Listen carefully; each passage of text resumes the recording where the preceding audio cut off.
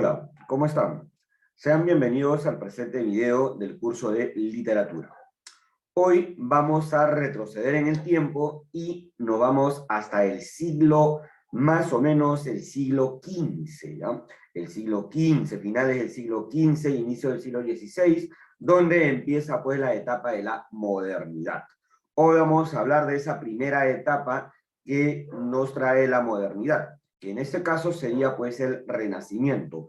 Y dentro del Renacimiento vamos a hablar acerca de una obra teatral muy interesante, una historia de amor que muchos, ¿no?, intentan copiar e incluso dicen, yo quiero un amor como el de Romeo y Julieta, dicen por ahí, ¿no?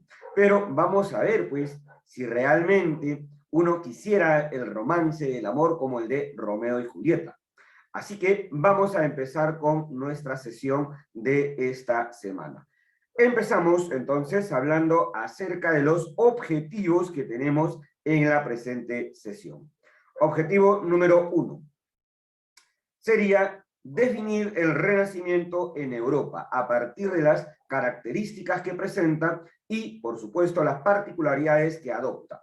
Por otro lado, también tenemos reconocer las características principales del Renacimiento. De igual manera, conocer los rasgos del teatro de William Shakespeare y, finalmente, analizar la tragedia Romeo y Julieta, ¿no? Para ello, pues, haremos también una breve narración respecto al contenido de esta interesante historia de amor.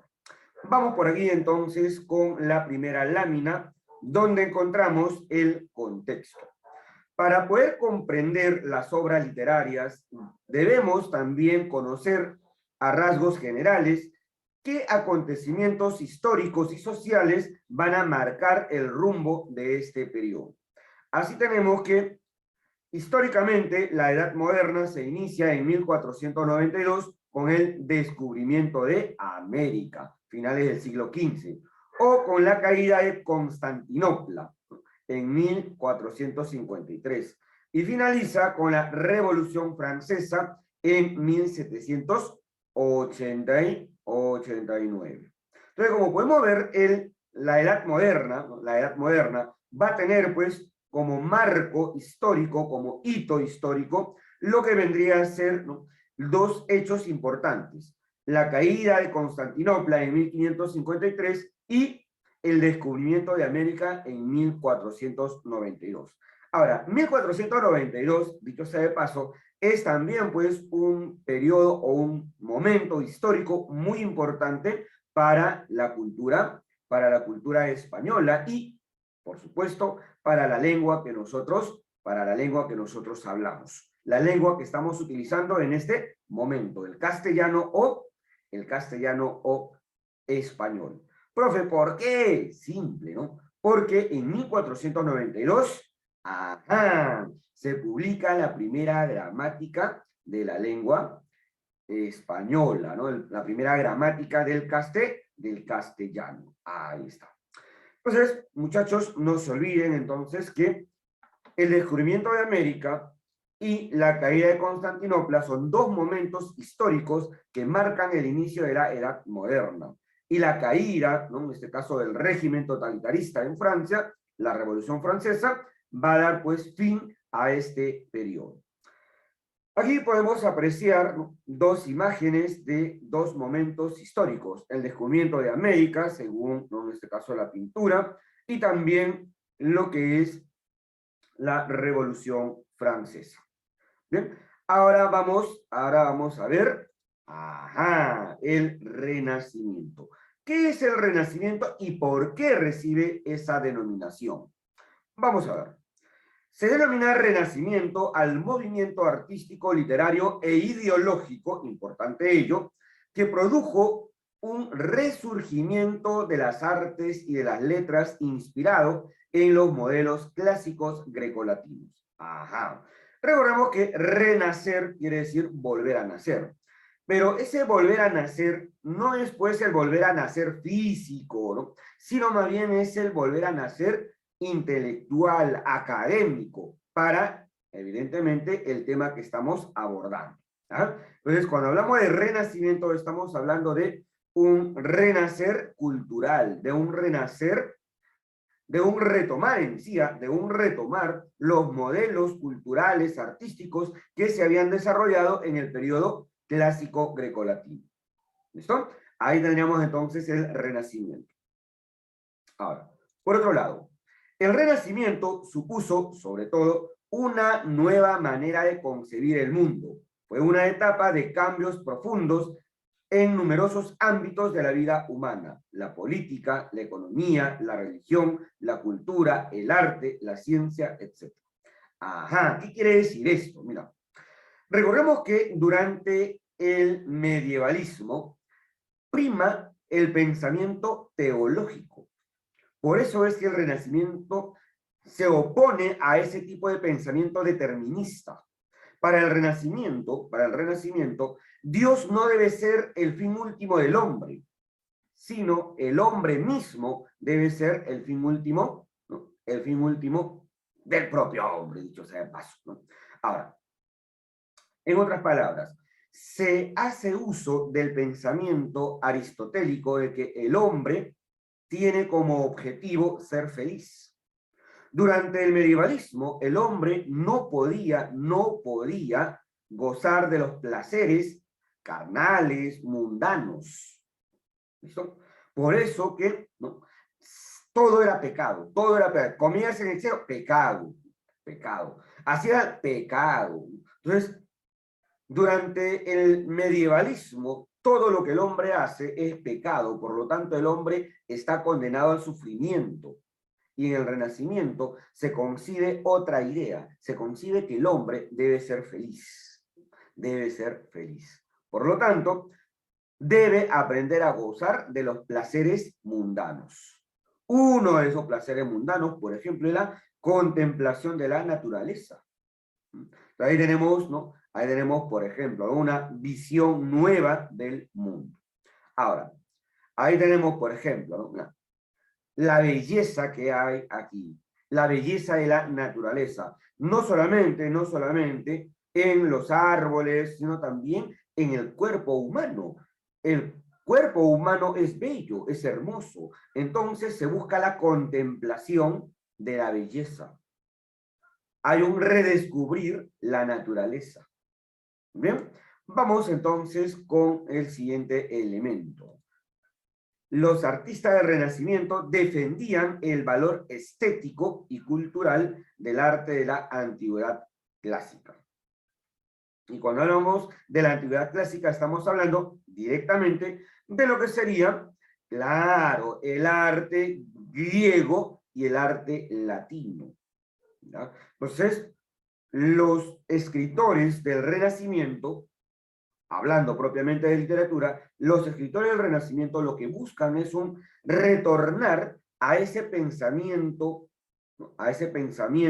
naturalista, a ese pensamiento estético que se había desarrollado durante la antigüedad. Vamos a ver el siguiente tema, el humanismo. El humanismo. ¿Qué es el humanismo? ¿Qué es el humanismo? Mira, el humanismo es la base filosófica del Renacimiento. Se origina en Italia en el siglo, en ese caso, XIV, y en los siglos siguientes se extiende por toda Europa.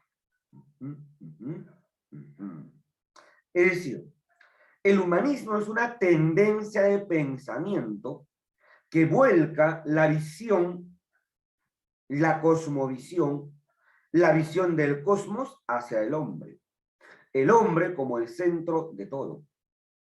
El hombre como el centro de todo. El ser humano. La valoración del hombre. ¿Ah? Ahora bien, la imagen del hombre del Bartubio que estás observando aquí, esta imagen es la expresión de lo que es, pues, el humanismo y el retorno al antropocentrismo. Ahí está. Da Vinci, Leonardo da Vinci, figura prominente del humanismo. Hizo adelantos técnicos, científicos y, por supuesto, también en la pintura. Destacó mucho en la pintura. Los humanistas valoraban la lectura de las obras grecolatinas. se propone el aprendizaje del latín y del griego como medio para acceder a estos autores, a la vez que se propugna la dignificación de las lenguas vulgares. Profe, ¿cómo eso de las lenguas vulgares, las lenguas, ¿no? En ese caso, que surgen del pueblo, del latín? Claro, muchachos, recordemos que cuando hablamos de las lenguas vulgares, estamos hablando de las lenguas neolatinas o lenguas romance. Por ejemplo, el castellano era una lengua vulgar. ¿Pero por qué se le llama lengua vulgar? ¿Por qué se le llama lengua vulgar? Porque no es, pues, digamos, la variedad léxica que utiliza la nobleza o la casta dominante, sino es lo que utiliza la gente común. Vulgo en latín es pueblo. Entonces, cuando habla de lenguas vulgares, estamos hablando de las lenguas populares, la lengua utilizada por la gente común. El castellano en la península ibérica, en Hispania, como le llamaban los romanos, ¿no? En Hispania, el castellano pues se hizo muy popular. Y en 1492, como ya hace un momento les mencioné, tiene pues un hito histórico, tiene un hito, un momento de grandeza, porque aparece la gramática del castellano. Y con ello, evidentemente, ya podemos hablar de una lengua propiamente dicha. Profe, ¿todas las lenguas tienen gramática? Por supuesto, todas las lenguas tienen gramática. No gramática escrita, como en el caso del castellano, o no escrita, como en el caso del quechua, el aymara, entre otros. ¿Ah? Ahí está. Ahora bien, ahí tenemos, mira, la gramática de la lengua castellana. Antonio de Nebrija es el que publica por primera vez este libro que va a ser importante para la evolución de la lengua castellana. Antonio de Nebrija publicó el primer libro de gramática castellana, ¿no? Ya se mencionó. Características. ¿Cuáles son los elementos característicos más importantes del Renacimiento? Vamos a ver. La revaloración de lo clásico. Y la literatura renacentista se inspira en los modelos clásicos grecolatinos. Es culta y habilidosa, divorciada de la vida, recurre a la mitología pagana y toma de los antiguos no solo la forma, sino también el espíritu. Es decir, lo que los escritores del Renacimiento hacen es volver al pensamiento clásico. Ya te lo había mencionado hace un momento, ¿no? Es un retomar este tipo de pensamiento. ¿Pero para qué? ¿Cuál es la finalidad? La finalidad es embellecer la expresión literaria. Y para ello, evidentemente, van a hacer uso de diferentes recursos, entre ellos los mitos. ¿Y para qué van a utilizar los mitos? Los mitos los van a utilizar principalmente para generar metáforas, ¿ya? Allí nosotros vamos a tener, por ejemplo, a un Luis de Góngora y Argote, ¿no?, que en su obra Soledades nos habla, pues, en ese caso, del toro divino. El toro divino. ¿Y quién es el toro divino? Profe, ¿quién es ese? Este toro divino que robó a Europa.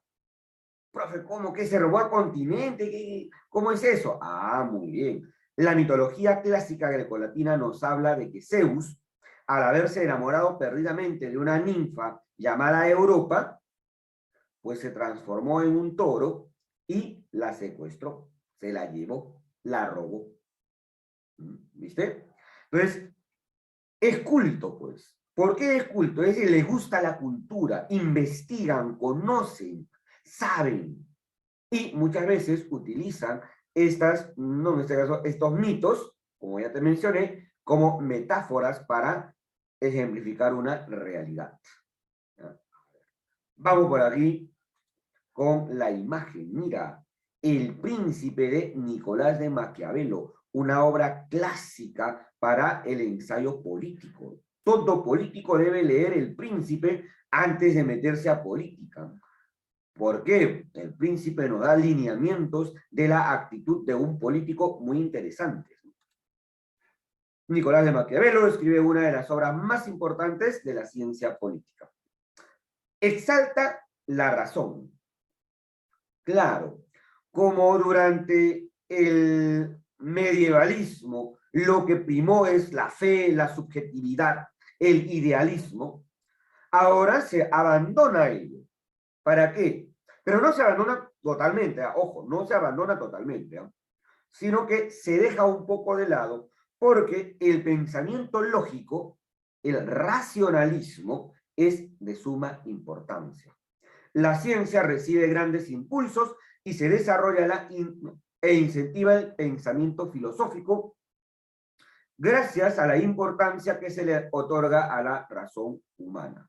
Por ello, durante la modernidad se habla mucho del racionalismo kantiano. ¿De quién, profe? ¿Quién es el máximo racionalista? René Descartes o René Descartes, como también lo conocemos. El máximo representante, pues, del pensamiento racionalista. ¿No? Ahí tenemos un libro muy interesante llamado Ensayos. ¿Y a quién le pertenece este libro? A Miguel de Montaigne. ¿No? Miguel de Montaigne, el creador del ensayo. Profe, ¿y qué es el ensayo? El ensayo es una apreciación lógica, argumentada de una realidad, o, si quieres, de un aspecto de la realidad, de la política, de la vida cotidiana, en fin. Es una apreciación crítica, racional, argumentada, objetiva de la realidad. Ahí tenemos entonces los ensayos creados por Miguel de Montaigne. Exaltación de la naturaleza. Ya hace un momento te había indicado que para los renacentistas la contemplación de la naturaleza es importante. ¿Pero por qué es importante? Porque manifiesta lo perfecto, lo bello. Por ello se exalta la naturaleza.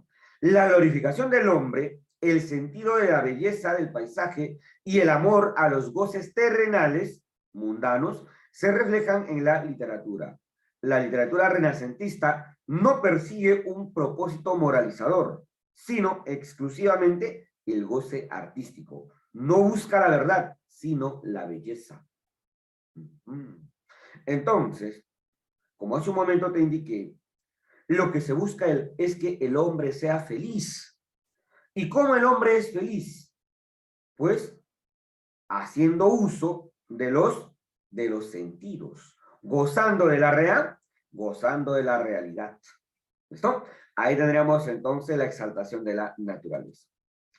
Personajes de una obra pastoril o bucólica. Visión universal del hombre, visión universal del hombre, ¿no? Durante este periodo y como resultado de los descubrimientos y avances científicos que acontecen, el hombre tendrá una visión antropocéntrica. También es durante este periodo que se comienza a cuestionar el poder. Profe, ¿cómo es eso de la visión antropocéntrica? ¿Qué es el antropocentrismo? Un tal Georgias en este caso, lo dijo con total claridad. Lo definió o lo describió con total claridad. El hombre es la medida de todas las cosas.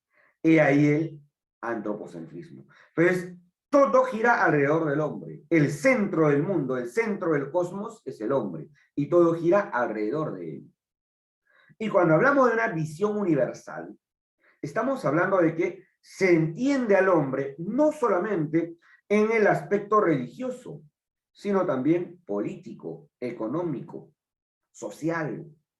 Entonces, se entiende al hombre en toda su magnitud. Cuestionan el poder. ¿Por qué cuestionan el poder? Porque los reyes durante la Edad Media y, por supuesto, también durante la modernidad, reclamaban el poder diciendo que ellos son elegidos por Dios para ser, para ser el rey o la reina. Y evidentemente, pues acá nosotros vemos pues una visión en este caso totalitaria, del poder. Por lo tanto, se critica. ¿Es verdad que los reyes son elegidos por Dios? ¿Y que por eso el Papa los unge como tal? ¿No puede el pueblo tener el poder, el hombre común, como lo fue durante, ¿no?, en ese caso, la famosa democracia en Grecia? Entonces, aquí, ¿no?, durante la modernidad, durante el Renacimiento, vamos a ver esa particularidad de una crítica al poder imperante. Representantes. Entre los representantes más importantes, más destacados, vamos a encontrar a los siguientes. A ver.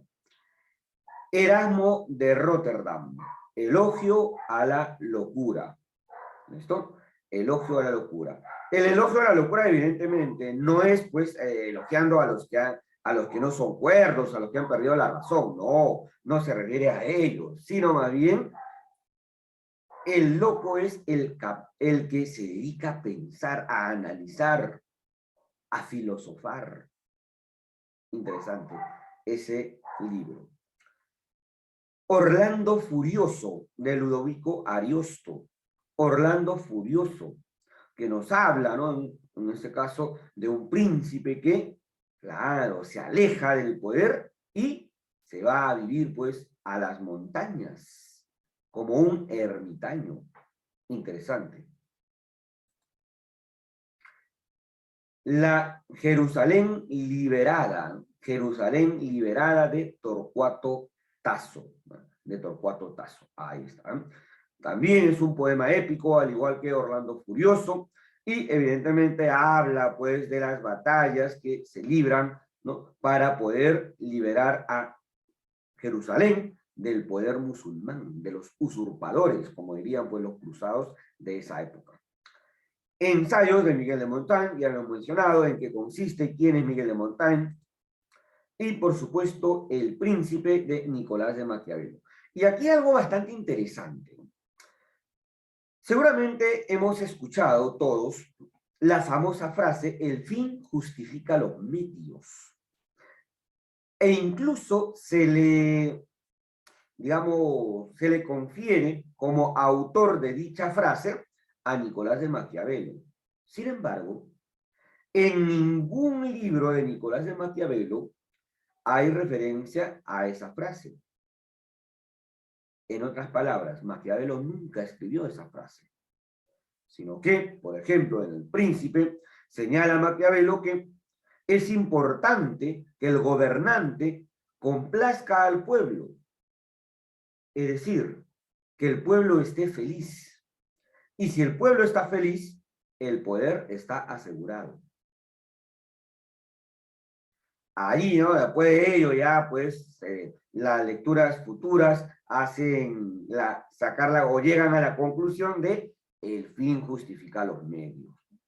Entonces, recuerda que esa frase nunca fue escrita por Nicolás de Maquiavelo, sino que simplemente se dice que él es el autor de dicha frase. ¿Ah? Ahí tendríamos entonces los representantes más importantes, ¿no?, más importantes del Renacimiento. Profe, ¿son los únicos? No, por supuesto que no. ¿Han escuchado hablar ustedes de un tal Garcilaso de la Vega? No del Inca Garcilaso de la Vega, no, de él no, sino de Garcilaso de la Vega. Poeta español que pertenece al Renacimiento.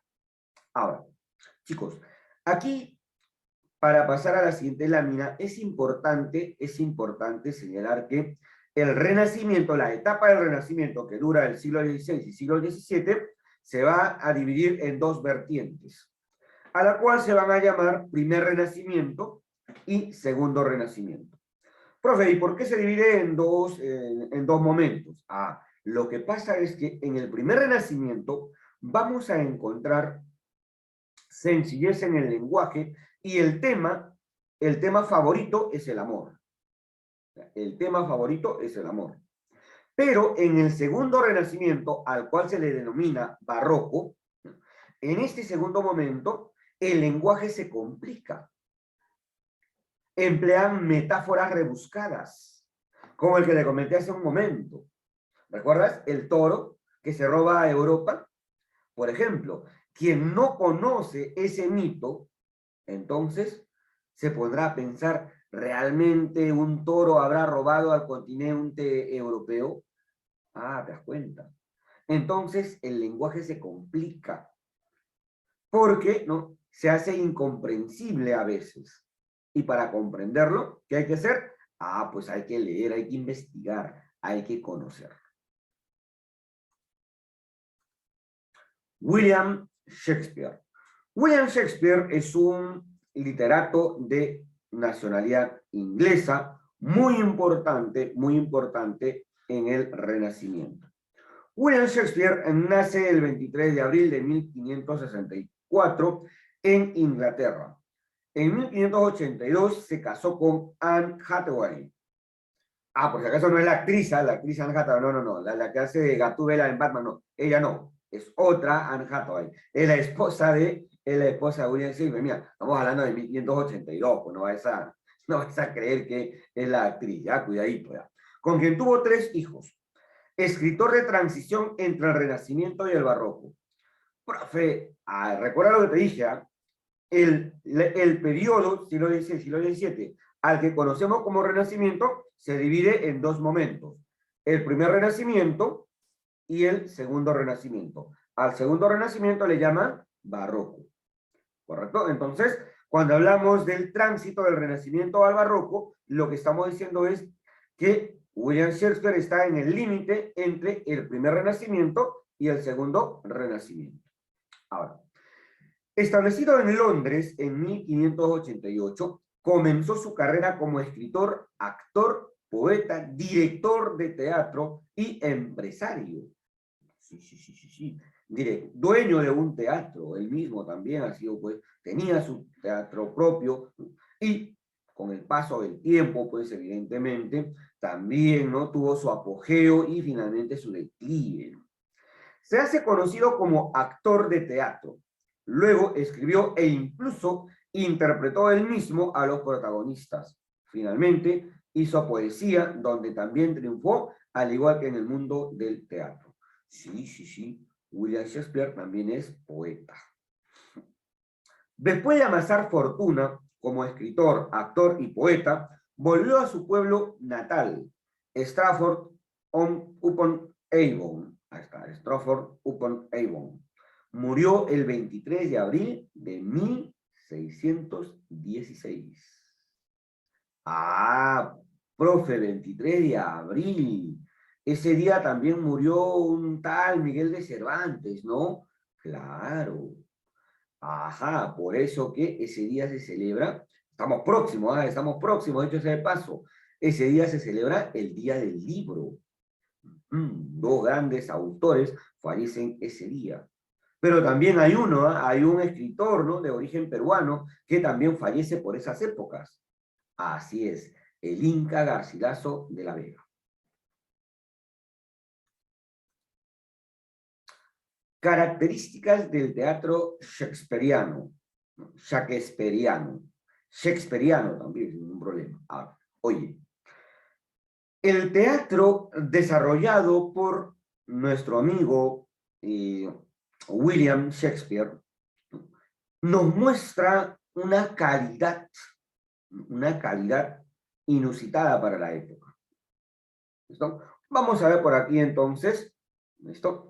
Los personajes se construyen sobre la base de arquetipos, con caracteres sumamente complejos y pasionales. Por ejemplo, los celos en Otelo. Nuestro amigo William Shakespeare es creador de personajes arquetipo. Por ejemplo, el amor, en este caso juvenil. ¿Dónde vamos a ver el amor juvenil? En Romeo y Julieta. El sobreproteccionismo y entrega paterna. ¿Dónde lo vamos a ver? Ajá, lo vamos a ver en la obra El Rey Lear. La traición, Julio César. Y en fin, así podemos nosotros observar diversas obras donde vemos los personajes arquetipos. En algunos aspectos, el teatro de Shakespeare rompe los moldes clásicos impuestos por el Renacimiento. Por ejemplo, mantener la famosa unidad clásica, tiempo, espacio, acción.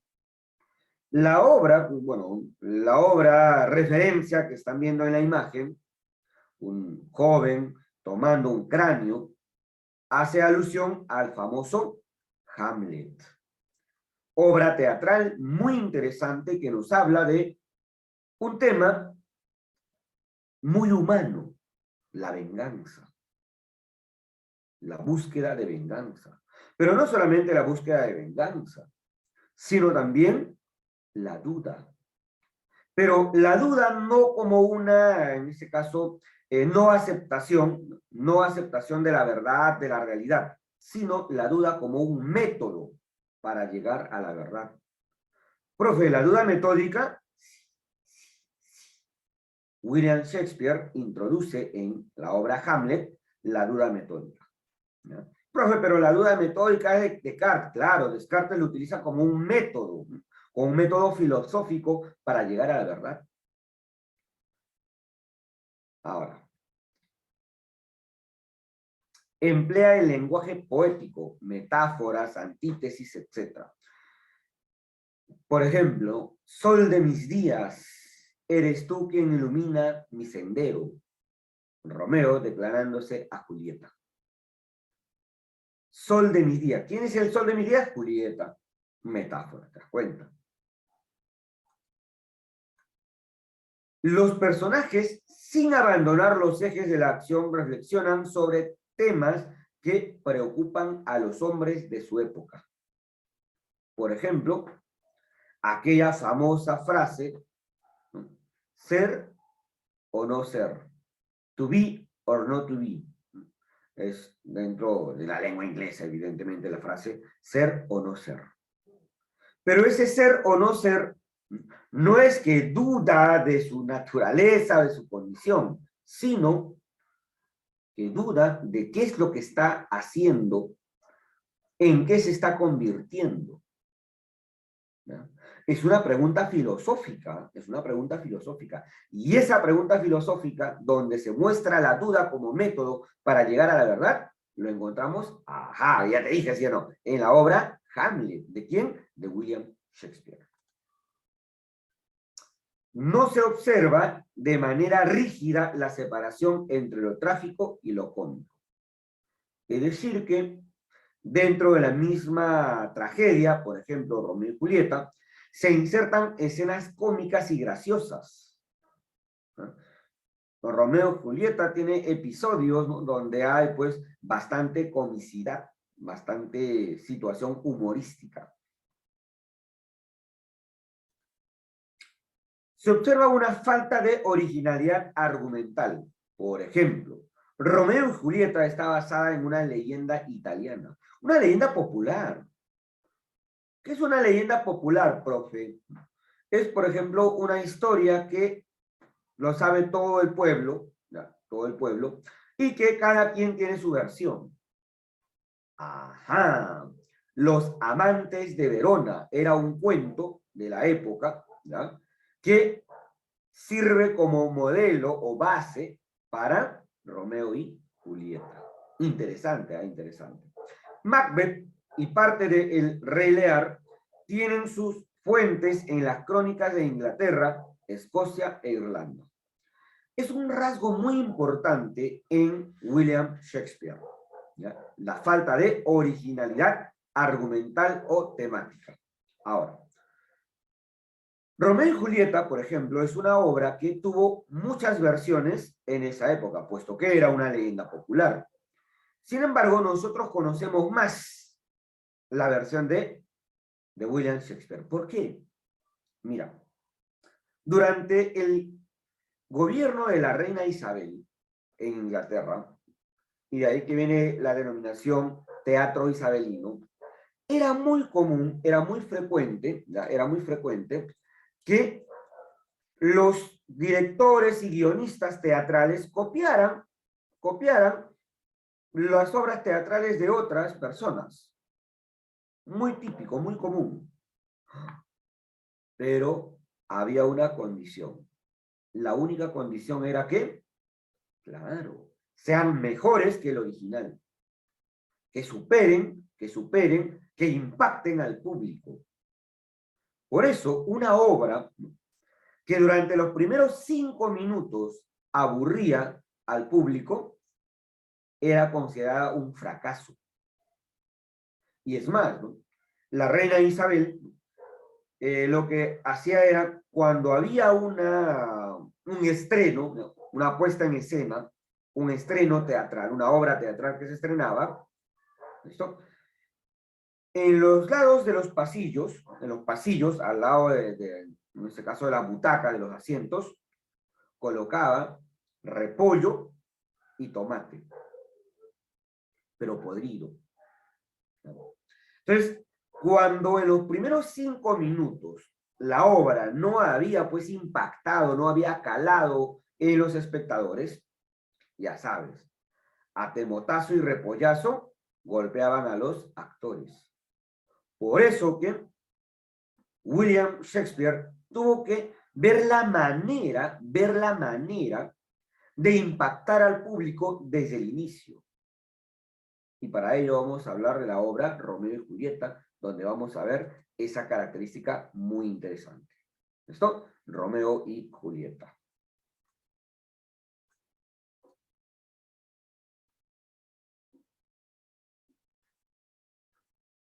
Dos familias iguales en nobleza.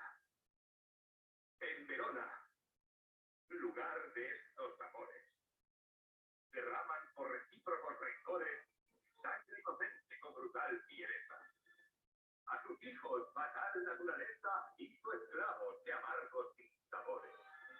Mas término al odiar de sus mayores, puso su muerte, su amor y su tristeza. Unió a la nación, y sufriremos lo que falte, valdrá. Introducción a esta interesante obra teatral. Como puedes ver, aparece el presentador, ¿no? El presentador. Algo así como el coro que aparecía en el teatro clásico griego. Ahí está, por ejemplo. Ahí vemos la presencia del coro, mira, ¿eh? La influencia del teatro clásico griego. ¿Bien? Entonces, aquí viene a ser una presentación general, digamos, una sinopsis de la obra. Dos familias nobles de la ciudad de Verona, que se verán pues enfrentados y van a sufrir pues una tragedia. Vamos a ver, como dice por ahí un cierto programa de televisión, acompáñenme a ver esta triste historia. Triste historia. Vamos a ver, ¿no? Vamos a continuar por aquí. Romeo y Julieta de William Shakespeare. Género dramático, especie tragedia, estructura 5 actos, 5 apartados, ¿no? 5, digamos, capítulos, entre comillas. ¿Ah? Tema principal, la pasión juvenil. Temas secundarios, el odio irracional, el amor voluble, la amistad. Características, compuesto en prosa y verso. Lenguaje lírico, empleo de metáforas y también, por supuesto, antítesis. Oposición, amor-odio. Fatalismo, mezcla de elementos cómicos y trágicos. No respeta las unidades teatrales. Empleo del coro introductorio, ya lo acabamos de ver. Muestra escenas sangrientas. Oye, ¿cómo impactar al público desde el inicio? Con una situación de enfrentamiento, de lucha. Luego de esa presentación que hace el, digamos, el señor, el coro, ¿no? ¿Qué va a pasar? Aparece, ¿no? Aparece en un mercado, ¿no? Una especie de mercado, donde están los criados de los Montesco y de los Capuleto. ¿No? Y ahí pues están haciendo evidentemente sus compras y sin querer queriendo se cruzan. Y allí pues uno de los criados le dice al criado de la otra familia: tú afeminado, ¿por qué no queréis darme cara? Y el otro le dice, retira lo que me has dicho, porque yo no soy afeminado. Y en medio de esa discusión, esa pequeña discusión, hasta los criados de las casas nobles, de los Montesco y los Capuleto, se odian. Oye, pero ¿por qué se odian? ¿Cuál es el motivo del odio? No hay. Manancanchu. No hay. No existe. En otras palabras, en la obra no nos dice cuál es el motivo del odio entre estas familias. Ese odio irracional llega a tal nivel que enfrenta no solamente a los criados, sino que el mismo pueblo de Verona, los mismos pobladores de Verona, se dividen en dos bandos, los que defienden a los Montesco y los que defienden a los Capuleto. Imagínate. Y pues se arma el bochinche, ¿no? Se arma ahí, ¿no? la pelea, ¿no? Ah, que por aquí, que tú, que este, que el otro, que la familia que sirve, que no sé qué. Las ofensas, sí, ya estaban por llegar a las armas cuando llega el primo de Romeo. En ese caso, Benvolio, que no solamente es su primo, sino su mejor amigo. Pero vamos a dejar aquí, ¿no? En este caso, la narración argumental, lo vamos a retomar luego para ver algunos elementos más de esta obra, como son, por ejemplo, los personajes. Por un lado tenemos a los Montesco, ahí está el señor y la señora Montesco, tenemos a Romeo, listo, Romeo Montesco, tenemos aquí a los criados de los Montesco, está Benvolio, y recuerda que Benvolio es el primo, y no solamente es el primo, sino también es el mejor amigo de Romeo. Y también está aquí Mercucio, familiar del príncipe de Verona, o sea, del que está encargado de gobernar la ciudad de Verona, el príncipe de Verona, es Mercucio su familiar, y es gran amigo de Romeo y Benvolio. ¿Ya? Ahí está. Por otro lado tenemos a los Capuleto. Los Capuleto también están, pues, integrados por el señor y la señora Capuleto. También encontramos aquí a Julieta, su criada, listo, su criada, ¿no? Ahí está el señor y la señora Capuleto. Tenemos aquí a Teobaldo. Tebaldo, como también lo pueden encontrar seguramente en otras versiones, ¿no? Es el primo de Julieta. Si tú te das cuenta, la estructura es muy parecida. No, la estructura familiar es muy parecida. Señor y señora Capuleto, señor y señora Montesco. ¿Te das cuenta? Romeo Montesco, Julieta Capuleto. ¿No? Benvolio, primo de Romeo, Teobaldo, primo de Julieta. ¿Te das cuenta? Profe, y el empleado de Romeo, Baltasar, el empleado el criado, el leal servidor de Romeo, que va a jugar también un papel dentro de la trama. Ya casi cuando está llegando al clímax, va a jugar un papel, un rol importante. Ahora, tenemos por otro lado a el conde Paris, integrante de la nobleza, ¿no? Y pretendiente de Julieta. Oye, aquí hay una particularidad bien interesante, ¿eh? El conde Paris será pues un hombre de más o menos unos 40, 45 años, ¿eh? Ya es un hombre mayor, ¿no? Y Julieta está por cumplir los 15 años. Y el conde la pretende. Las mujeres, chicos, las mujeres antes, ¿no?, se casaban muy jóvenes. Vamos a ver, por ejemplo, en la obra, en este caso, El Cantar de Mío Cid, que sus hijas se casan a los 12 y 13 años respectivamente. Por ello, antes, cuando los hijos tenían unos, ¿no?, vamos a poner unos 15 años, la mamá tenía 30. Interesante. Pero obviamente son las tradiciones de esa época, ¿no? Son tradiciones de esa época. Vamos a ver otro personaje, ¿listo? Aquí vamos a encontrar a los criados de los Capuleto, ¿no? Recuerda que hace un momento te había comentado que En el mercado se encuentran, en el mercado se encuentran los criados de los Montesco y los criados de los Capuleto. Se encuentran y ahí empiezan a insultarse y ahí va a empezar pues la pelea, la batalla entre estos dos bandos, ¿no? Separando incluso a la ciudad. Aquí tenemos al príncipe Escalus, Escalo o Escala, como también lo pueden encontrar en otras versiones, ¿sabes? Es el mismo príncipe. No vayas a pensar que es otro, no, es el mismo, ¿sabes? El príncipe Escalo es el encargado de gobernar, exacto, de gobernar Verona, Fray Lorenzo. ¿Cuál es el papel de Fray Lorenzo? Como puedes observar, está en el medio, ¿no? Tanto el príncipe que no toma bando, Fray Lorenzo que tampoco toma bando, está al centro. Fray Lorenzo juega un papel importante, porque Fray Lorenzo es el que va a oficiar la misa de matrimonio a escondidas, como dice la canción, a escondidas, se van a casar. Se casan a escondidas. ¿Quién, profe? Romeo y Julieta. Oye, Romeo debe ser un chico que está más o menos llegando a los 17 años, ¿eh? 16, 17 años, no tiene más. Y Julieta, como ya te dije en su momento, está por cumplir los 15, o sea, tiene 14 años. Y se casan. Sin que sus padres se enteren.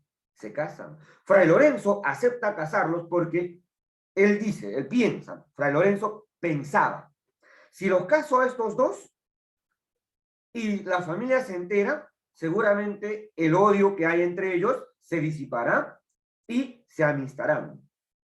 Esa era la finalidad de Fray Lorenzo al casar a Romeo y Julieta. Que el odio irracional que existe entre estas dos familias, se acabe. Sin embargo, este odio irracional, pues, los va a conducir a una tragedia. Empezamos entonces con la obra propiamente dicha. Acto 1, ¿no? Primer acto. Como ya te había mencionado, ¿no? Llegan pues, ¿no? Ahí los criados, ¿no? Y están ahí discutiendo y aparece Benvolio. Benvolio intenta calmarlos y para calmarlos pues saca la espada. La espada era en esa época como hoy por hoy es una pistola. ¿Listo? Un revólver, ¿no? Muy parecido, ¿no? Entonces, el que tenía la espada, ¿no?, desenvainada era pues el que ponía orden, entre comillas. Entonces, Benvolio, al sacar la espada, intentó calmar las aguas, ¿no?, la discusión, ¿no?, entre estos criados. Pero para su mala suerte, Tebaldo, había visto, pues, desenvainar la espada a Mercucio, quería, a Benvolio. Y nuestro amigo Tebaldo le dice, oye, Benvolio, ¿cómo osas sacar tu espada ante gentes indignas? ¿Por qué? Y desenvaina su espada, no te enfrentas a mí. Y cuando están en medio de esa discusión, del calor de la discusión, aparecen también, pues, el señor y la señora Montesco, el señor y la señora Capuleto. Aparecen ahí. O sea, ni bien empieza la obra, están prácticamente todos los actores en escena. Prácticamente. No están todos, ¿no? Prácticamente. ¿Listo? Ahora, ¿qué más hay? ¿Qué más hay aquí? Ocurre que don Capuleto, ya entrado en años, ya viejo, ¿no?, quería pues enfrentarse a Montesco, y lo mismo Montesco, ¿no?, y le dice a su señora, dadme la espada, que voy a clavársela a este villano, ¿no?, villano malvado. Entonces, y la esposa le dice, ¿por qué no pedéis mejor el bastón, si apenas si puedes pararte? Mira, ¿por qué no pides mejor el bastón si apenas si puedes pararte? Situación cómica, graciosa, humorística. Mira, en medio de la pelea, inserta una situación cómica, ¿no? Entonces, cuando está en medio de esa situación, ¿quién crees que aparece? ¿Romeo? No, Romeo no aparece todavía. Aparece el príncipe Escalus. Aparece el príncipe Escalus. ¿Y qué va a hacer el príncipe Escalus? Va a poner orden. porque recuerda que él es el encargado de gobernar al pueblo. ¿Listo? Dice, rebeldes súbditos, enemigos de la paz, profanadores de este acero, se refiere en este caso a la espada, manchado en sangre del vecino. Ambas familias viven en la misma ciudad, son vecinos. ¿No queréis oír? ¿Qué es eso? Hombres bestias que extinguís el fuego de vuestra cólera perniciosa con fuentes purpúreas que brotan de vuestras venas. Mira, fuentes purpúreas. ¿A qué se refiere? A que cuando te clavan la espada, ¿qué sale? Sangre. Fuente purpúrea. Se refiere a la herida de donde brota la sangre. Oye, es una metáfora. Lenguaje lírico. ¿Viste? Ahí está el lenguaje lírico. Bien, ahí tenemos entonces lo que en este caso el príncipe Escalus le dice. Pero no solamente dice esto, no solamente dice esto, sino que Escalus da un mandato. Da un mandato. Este mandato va a ser la piedra angular de toda la obra. En otras palabras, si este mandato no se cumple, la obra no puede terminar. Profe, ¿y cuál es el mandato? No, dígalo. Muy bien. El mandato es que el próximo que ose derramar sangre de su enemigo será muerto en el acto. Es decir, está condenado a muerte y cualquier poblador de Verona, cualquier veronés, puede hacer efectiva esta sentencia. Recuerda, esa sentencia es importante, es fundamental para el desarrollo de la obra. Ya desde el inicio se nos muestra el odio irracional que albergan estas dos familias. Incluso los criados se odian, pero ¿cuál es el motivo del odio de los criados? ¿Por qué se deberían odiar? No existe razón. Ahora, el príncipe Escalus también le ordena, pues, a los Capuleto y a los Montesco, sobre todo a los señores, a los responsables de familia, al señor Capuleto y al señor Montesco, que acudan a su oficina por separado. Al señor Capuleto se lo lleva inmediatamente, ya se lo lleva inmediatamente, y al señor Montesco le dice que lo visite en la tarde. Ahora, mientras ellos salen de escena, se quedan en escena Benvolio, la señora Montesco y el señor Montesco. Los tres se quedan en escena. ¿Para qué? Para hablar de Romeo. La señora Montesco le pregunta, Benvolio, decidme, ¿has visto a mi hijo Romeo? Porque hace días que no le encuentro. Y Benvolio le dice, sí lo he visto.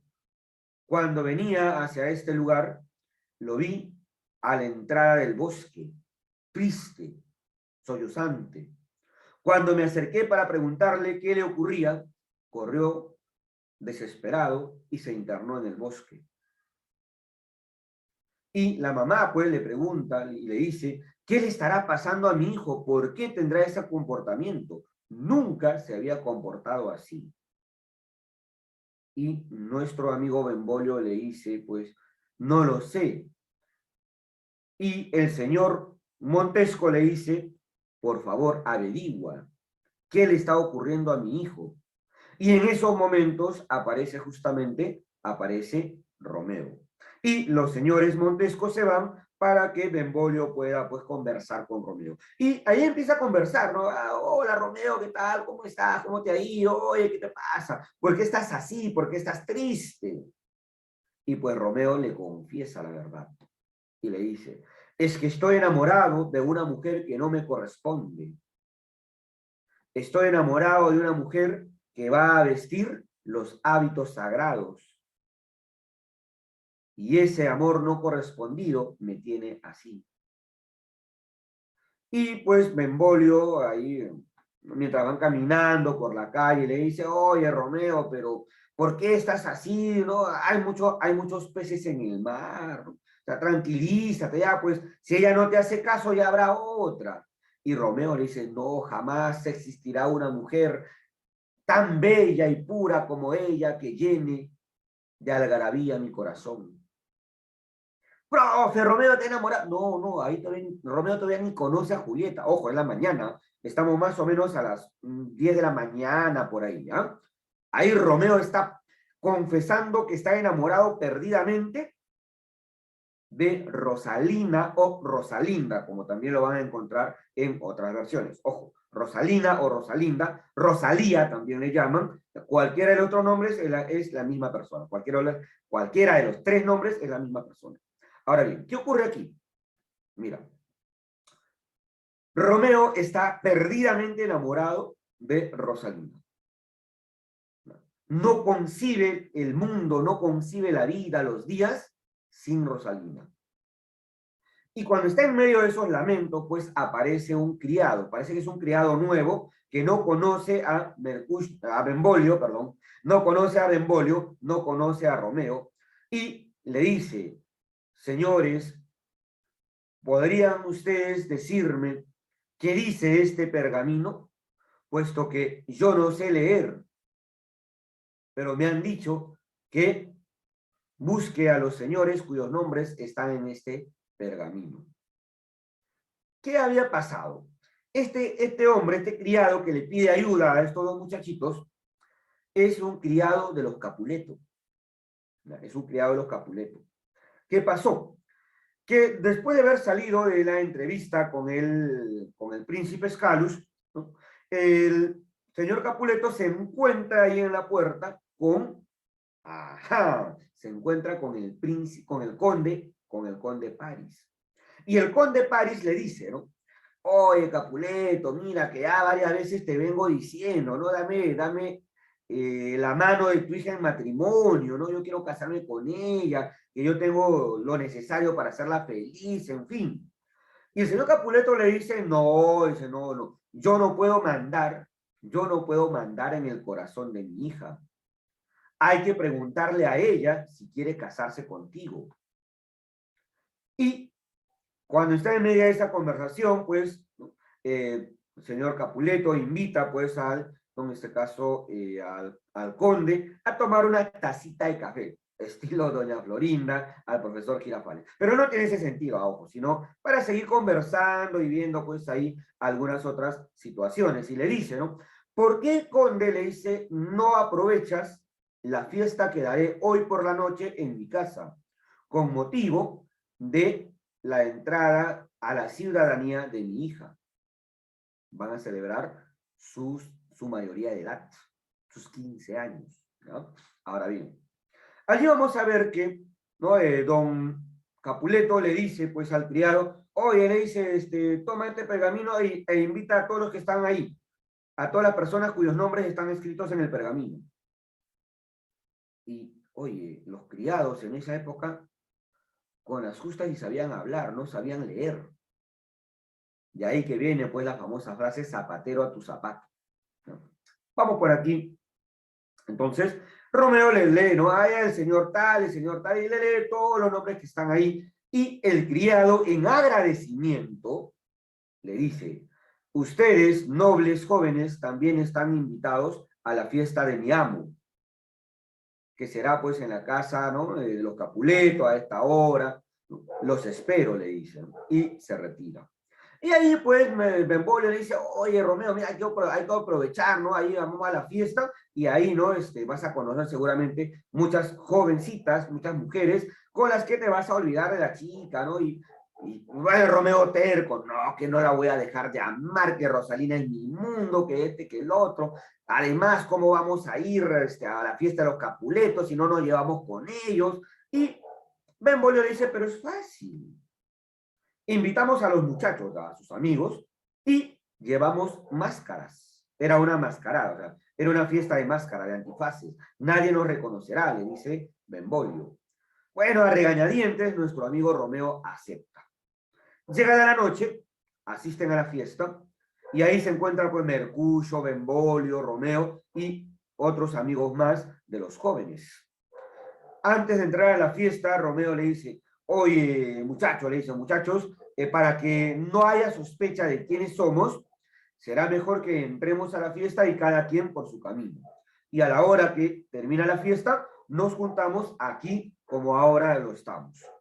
Dicho esto, entran cada uno y se dispersan por, en este caso, por el jardín, por la sala, por el salón, ¿no? El jardín, el salón, ¿dónde está la fiesta? En el Palacio de los Capuletos. Y Romeo, pues, está en un rincón sentado, cabizbajo, triste, pensando en el amor no correspondido de Rosalina, puesto que él la ama con todo su corazón. Y de pronto, aparece una bella mujer. Un sol que ilumina los días de Romeo. Profe, ¿aparece Rosalina? No, no aparece Rosalina. Aparece Julieta. Y empieza a descender las escaleras. Romeo la ve, inmediatamente se enamora. Amor a primera vista. Profe, pero no, que estaba enamorada.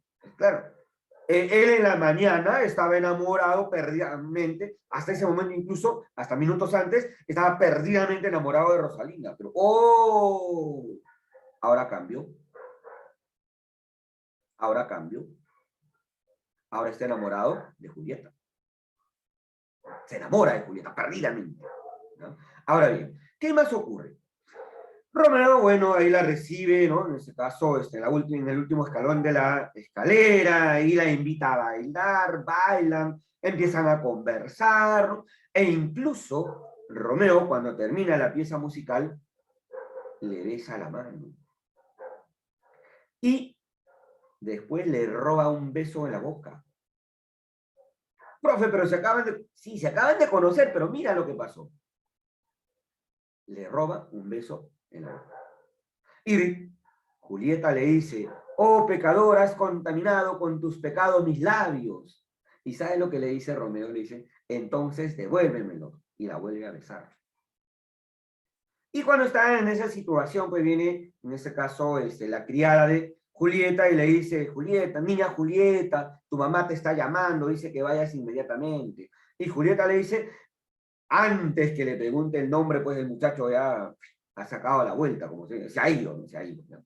Entonces, Julieta le dice a su criada, averíguame el nombre de ese joven. ¿De quién? Del que se está yendo, el que estaba conversando conmigo. Está bien, señorita. Ella va corriendo y le pregunta, ¿no? ¿Quién es? ¿Cómo se llama? Y regresa y le da, pues, la triste noticia. Es Romeo, el de los Montesco. Romeo, hijo de Montesco. Y Julieta, pues, ahí dirá una frase muy interesante, ¿no? Mi peor enemigo es el causante de mi mejor dicha.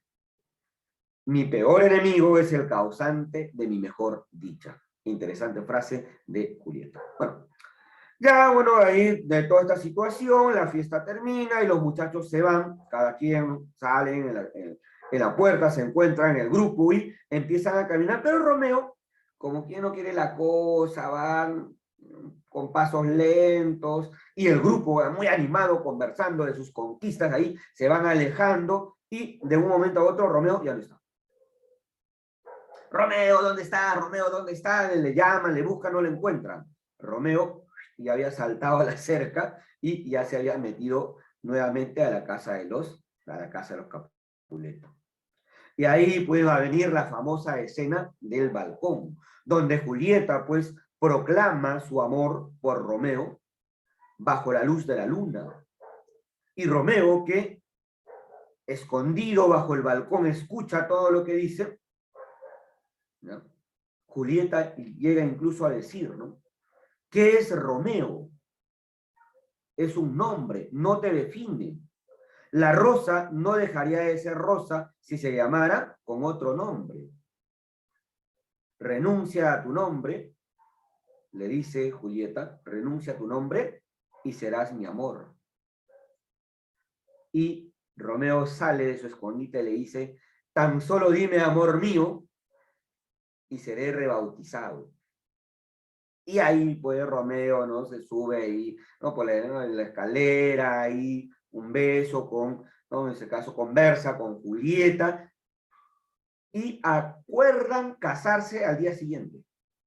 Sí, se conocieron hoy en la noche y mañana se van a casar. Mañana por la mañana. y le dice, ¿no? Manda a tu criada a la casa de Fray Lorenzo y ahí le vamos a dar las instrucciones. Romeo se va a la casa de Fray Lorenzo. Fray Lorenzo le dice, Romeo, ¿estás alegre? ¿Estás feliz? Sí, le dice, estoy alegre, estoy contento. Por fin el sol ilumina mis días. La noche se ha convertido en día para mí, le dice. Ah, le dice Fray Lorenzo, entonces eres correspondido. Ajá, así que Rosalina ya no va a tomar los hábitos. ¿Rosalina? ¿Quién es Rosalina? Le pregunta Romeo. Allí nosotros vemos el amor inconstante de los jóvenes. El amor inconstante, voluble, ¿no? El amor voluble de los jóvenes. Ahora bien, bueno, Romeo conversa con Fray Lorenzo y Fray Lorenzo acepta casarlos. Fray Lorenzo acepta casarlos. Vamos a ver por aquí lo que dice, ¿no? Solo tu nombre es enemigo mío. Tú eres tú mismo, aunque no seas Montesco. ¿Qué es eso de Montesco? No es ni pie, ni brazo, ni cara, ni ninguna otra parte que conforme parte del hombre. Ah, sea algún otro nombre. ¿Qué hay en un nombre? Lo que llamamos Rosa, olería tan dulcemente con cualquier otro nombre. Igual Romeo, aunque no se llamase Romeo, conservaría la amada perfección que tiene sin ese título. Romeo, quítate el nombre y a cambio de tu nombre, que no es parte de ti, tómame entera. Es la proclama que hace pues Julieta, la confesión de amor que hace Julieta y Romeo pues sale y ya sabe lo que le dice, ¿no? Ya te comenté. En ese fragmento, Julieta discurre sobre la diferencia entre el hombre y el objeto. Además, muestra una actitud apasionada. Siguiente acto, tercer acto.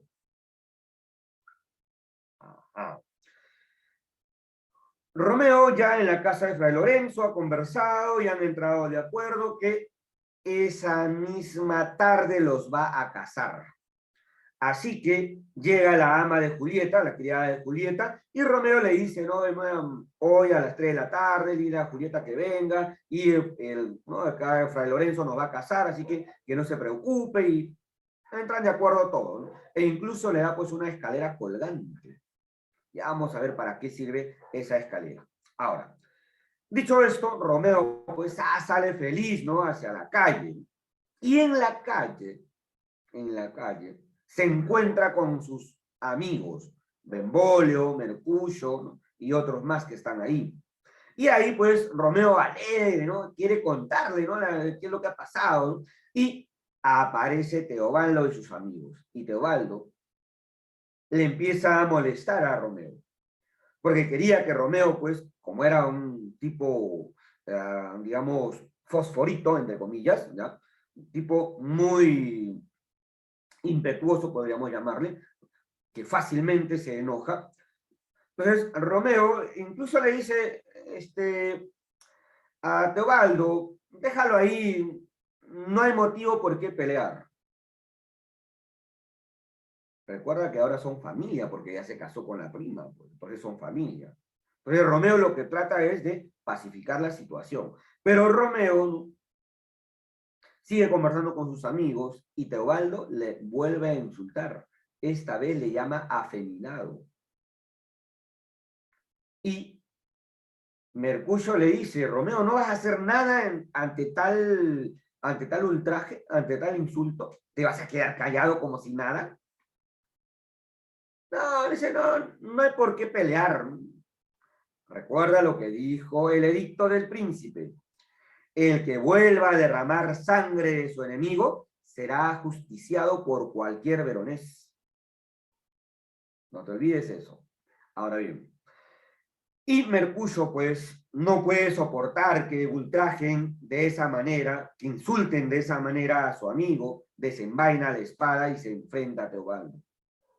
Teobaldo, muy diestro en el arte de la lucha con espada, pelea un momento y ¡pum!, le asesta un golpe mortal a Mercucio. Mercucio cae sangrante y le dice pues a Romeo, mira lo que ha causado tu indiferencia. Juradme que cobraráis venganza por mi muerte. Muere.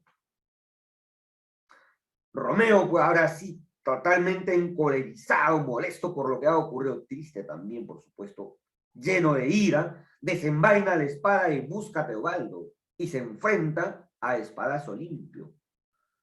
¿No? Y ojo, esa escena se representa la pelea entre Romeo y Teobaldo, se presenta ahí, se escenifica. Cuando Romeo también le asesta un golpe mortal en la garganta, le traspasa con la espada, traspasa la garganta con la espada a Teobaldo, también ahí se escenifica, todito eso está escenificado. Y el público, ¡oh!, sorprendido por lo que está ocurriendo. Muere Teobaldo.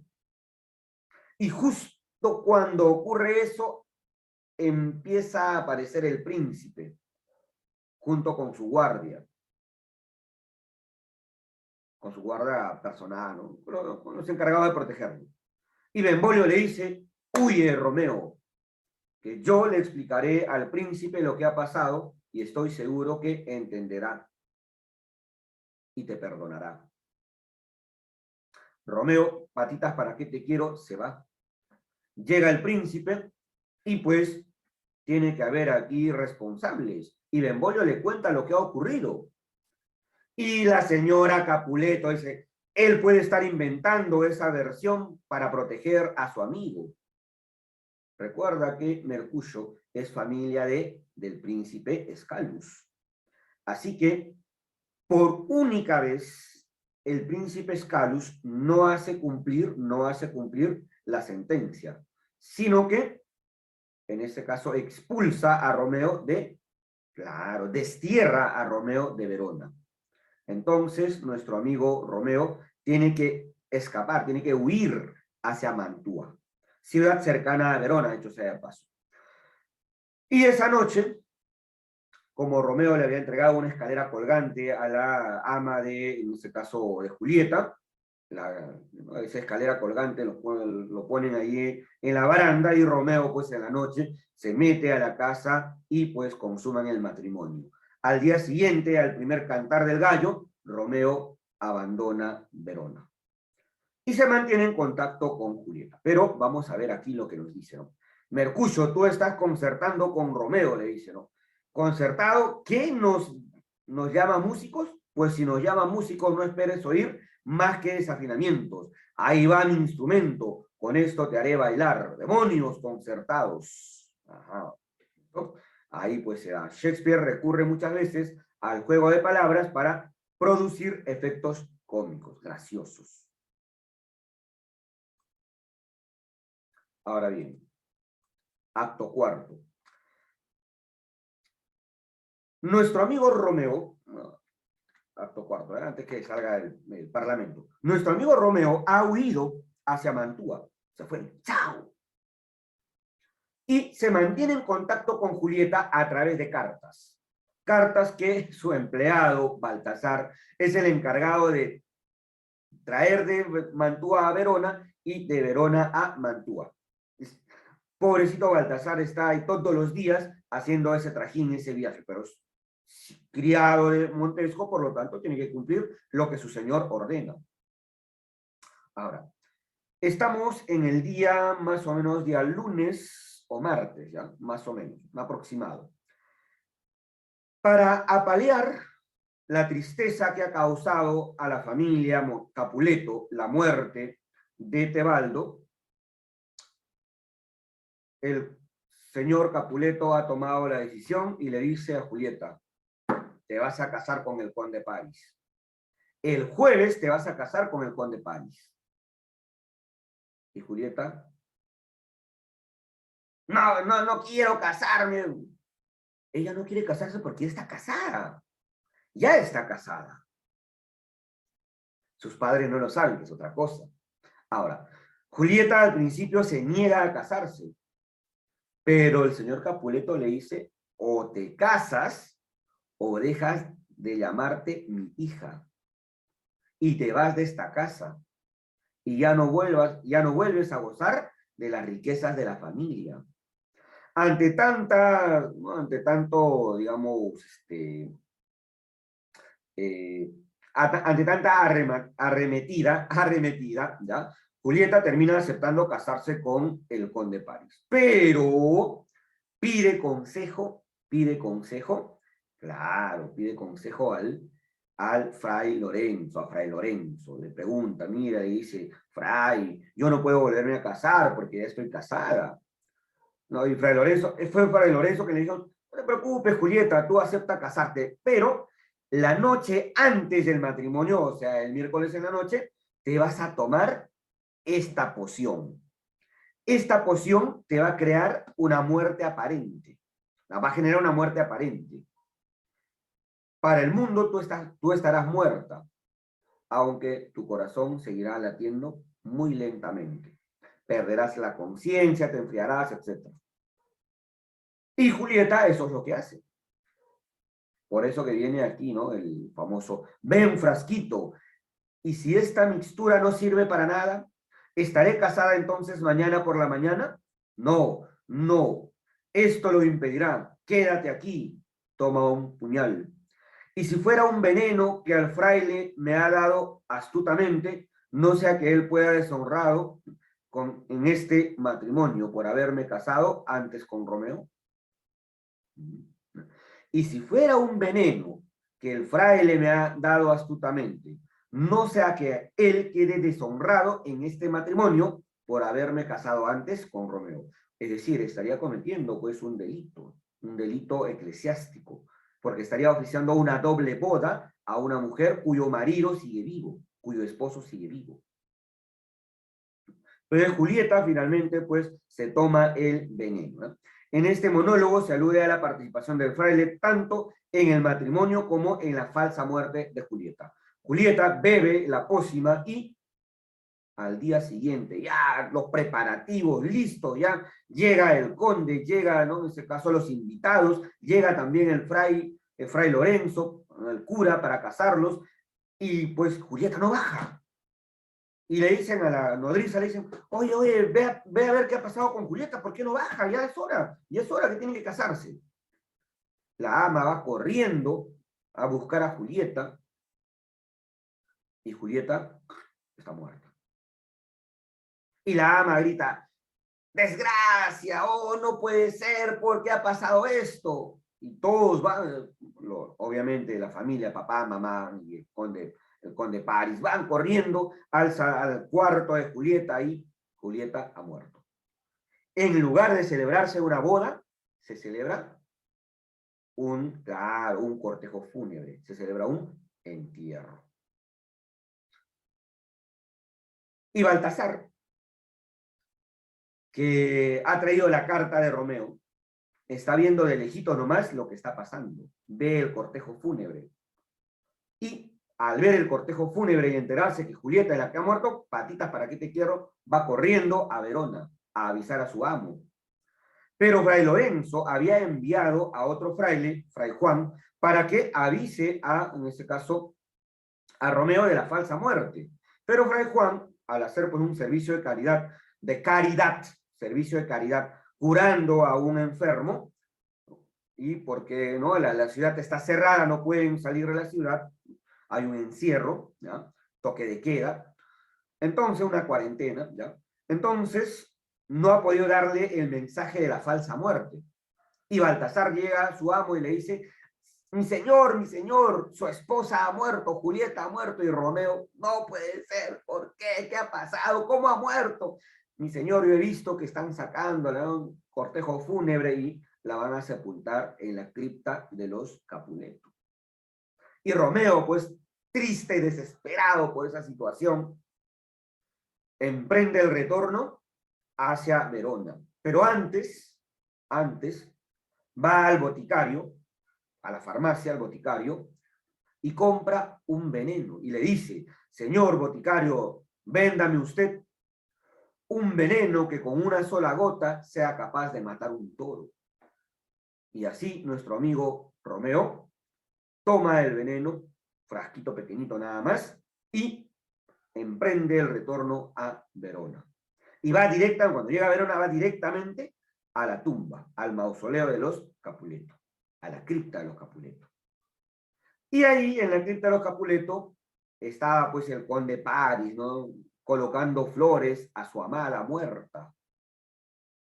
Y al ver a Romeo, se arma la pelea. Recuerda lo que dijo el príncipe, que aquel que derrame la sangre de su enemigo, cualquier veronés, lo puede ajusticiar.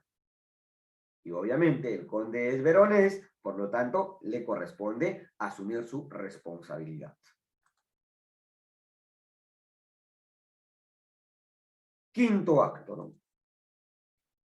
A ver, ¿qué pasa aquí? Nuestro amigo Romeo y nuestro amigo Paris se enfrentan en una lucha. Ambos son muy buenos con el manejo de la espada, pero nuestro amigo Romeo es más diestro, ¿no? Tiene mayor entrenamiento en el uso de la esgrima y la espada, así que es muy buen luchador, muy buen combatiente. Finalmente, en tanto de las escaramuzas, le asesta un golpe mortal con la espada al conde Paris. Y el conde Paris, en su lecho de muerte sangrante, le dice: por favor, Romeo, como última voluntad te pido que lleves mi cuerpo cerca al cuerpo de mi amada. Quiero descansar eternamente junto a Julieta. Y Romeo no puede hacer pues caso omiso de la petición de un moribundo, así que lo carga a Paris y lo coloca en una tumba cerca a la tumba de Julieta. Y Romeo saca la pócima y luego de llorarle a Julieta, hace un monólogo, finalmente bebe el veneno y muere acto seguido. Unos minutos después, Julieta despierta. Y al ver a Romeo en este caso en su regazo, se alegra, puesto que Fray Lorenzo le había dicho, ¿no? Cuando despiertes, tu amado estará junto a ti, y así podrán escapar y ser felices en otro lugar. Pero llega ahí, ¿no? Justo ahí también aparece Fray Lorenzo al enterarse que Romeo ha regresado, ¿no? Aparece ahí, y Julieta, pues, intenta despertar a Romeo, pero Romeo ya está enfriándose. Ha muerto. Ha tomado un veneno aniquilador. Está muerto Romeo. Al enterarse de que Romeo ha muerto, Fray Lorenzo le dice a Julieta: Julieta, escapémonos y yo te llevaré a otra ciudad y te pondré en un convento. Nadie sabrá que tú estás viva. Y Julieta le dice: no. Ya mucho tiempo estuve separado de mi amado. Es hora de que nos unamos en la eternidad. Huya usted, Fray Lorenzo, que yo me quedo aquí. Fray Lorenzo entonces se va. Y Julieta, pues ahí intenta beber el veneno de la botellita que tiene Romeo en la mano, pero no hay ni una gota. Así que toma el puñal que tiene Romeo en la cintura y se suicida. Pocos minutos después llegan a la escena el príncipe Escalus, su guardia, los soldados que lo acompañan, el señor Capuleto, el señor Montesco. Fray Lorenzo les cuenta qué es lo que ha ocurrido. Les cuenta por qué estos dos jóvenes se han básicamente matado, se han suicidado. El odio irracional de estas familias ha causado la muerte de estos jóvenes amantes, dice Fray Lorenzo. Ante ello, la obra termina con una reconciliación entre los Capuleto y los Montesco, luego de que sus hijos se hayan suicidado. Y ahí vamos a encontrarnos: hermano Montesco, le dice, dame la mano, es la dote de vida a mi hija, pues no puedo pedir más. Pero yo puedo darte más, le dice Montesco, pues erigiré una estatua en oro puro para que mientras Verona sea conocida por su nombre, ninguna figura sea tenida en tan alta estima como la sincera y fiel Julieta. De esta manera, muchachos, terminamos con el relato del argumento de esta interesante obra teatral llamada Romeo y Julieta. Una historia de amor que causó la muerte de varias personas. La muerte de la mamá de Romeo. ¿Sí? La mamá de Romeo muere, ¿no? Al recibir la triste noticia de que su hijo es un asesino, etc. Le da un paro cardíaco. Muere Mercucio. Muere Tebaldo. Muere el conde. Muere el conde París. Muere Romeo. Muere Julieta. Y este amor, este romance duró 7 días. Una semana. ¿Tú quieres un amor como el de Romeo y Julieta? Un amor que cause la muerte de 7 personas, de 6 personas, 7 creo, ¿no? Y que dure 7 días, y que al final ni siquiera vivan felices. Bueno, muchachos, ahora sí. Igualmente rico yacerá Romeo junto a su dama, pobres sacrificios de nuestra enemistad. En este diálogo se muestra la reconciliación de las familias y el triunfo de la razón. Dicho esto, jóvenes, he concluido con el tema de esta semana. Muchísimas gracias por haber escuchado, pues, hasta esta parte del video, pero aún no terminamos. ¿Nos falta? Claro, nos falta la práctica dirigida. Ahora vamos a ir a la práctica.